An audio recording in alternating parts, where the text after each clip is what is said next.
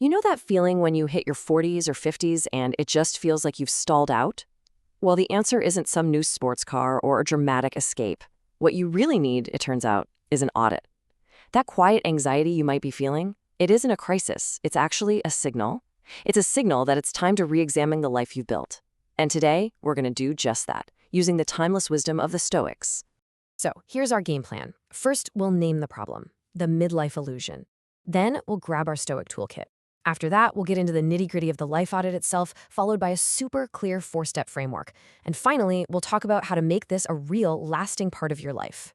All right, let's dive right in. Let's put a name to that feeling, that, unspoken sense of just stagnating, even when everything on the surface looks totally fine. So often, it just boils down to this one really nagging question. Is this it? It's powerful, it's persistent, and hey, if you've been asking yourself this, trust me, you are not alone. It's kind of the quiet soundtrack for a lot of people in their middle years. And this right here, this is the core conflict, isn't it? On the outside, you've done everything right. You've built a life with a stable career, you've got family, financial commitments, all the things you're supposed to have. But internally, man, it can feel so different. Like this subtle stagnation, this chronic pressure, and this unshakable feeling that you're just drifting. So what do we do about it? Well, the modern myth tells us to react externally, right? Go buy something shiny, change your job, escape the whole routine. But the Stoic path, it's harder, yeah, but it's way more profound. It says, hold on, before you change a single thing about your life, you have to first change your judgment about it. Okay, so now that we've kind of defined the illusion, let's get our toolkit ready. We're going to need some very specific philosophical tools to cut through all that noise. And this ancient wisdom, it's incredibly practical for getting some modern clarity. We start with this. Wow, this powerful gut punch from the Roman Emperor Marcus Aurelius.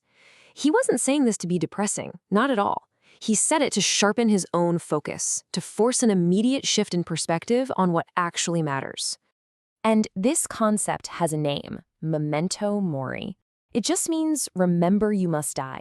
And look, the purpose isn't to be morbid, it's to act as a filter.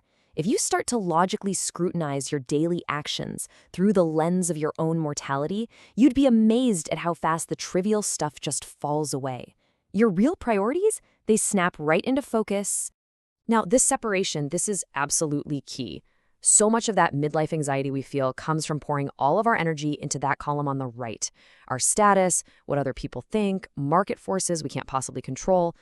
The Stoic audit is all about redirecting that energy back to the left column. The only things that are truly ours to command, our character, our discipline, and our conduct. Okay, so we have our tools. Now it's time to begin the work. And I'm going to be honest, this is the uncomfortable part, but it's absolutely necessary. It's time for a ruthless, honest review of our lives, exactly as they are, right now. Start by asking yourself this. Seriously, pull up your calendar, look at your obligations, your routines. How many of those things are there because they serve a real deep purpose? And how many are just there because, well, they've always been there? And that same tough logic, it applies to our relationships too, both personal and professional. It's a hard question, but we have to ask it. Which of these connections actually energize us and align with who we want to be? And which ones have just become draining obligations? And to do this honestly, without flinching, we need this idea called amor fati, a love of one's fate. Now, this isn't passive resignation. It's not just giving up. It's a radical acceptance of your present reality as the starting point. No blame, no self-pity. You are here because of every single decision you've ever made. And the good news is, right now, you get to decide again. So this is all great in theory, right? But how do we turn this analysis into actual action? Let's build it out into a practical, step-by-step framework you can start using today. Here we go. Step 1, put on that mortality lens. Seriously ask yourself, if I only had a decade left, what would I immediately change? Step 2, conduct a control audit. Write down 5 things you worry about that are totally outside your control and make a conscious decision to cut your emotional investment in them.